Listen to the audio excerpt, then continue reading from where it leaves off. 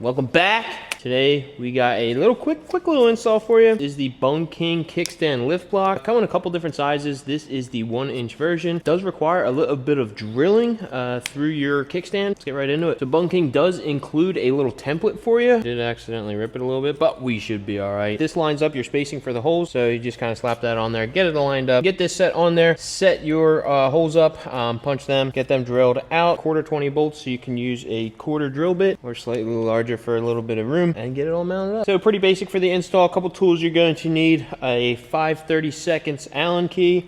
We do have a center punch hammer, and then obviously your drill and the drill bits. Wants to dance.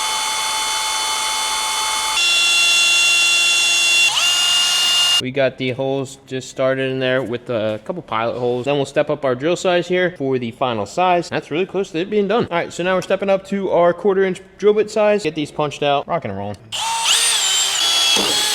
One extra little step is to add some blue Loctite to these, kind of with everything on a Harley Davidson, to make sure that they do not rattle themselves free. Then we can take our block, set it up into position, make sure we got good alignment on our holes, and get these started. Get those started, and then grab your 5/32 and get them snug down.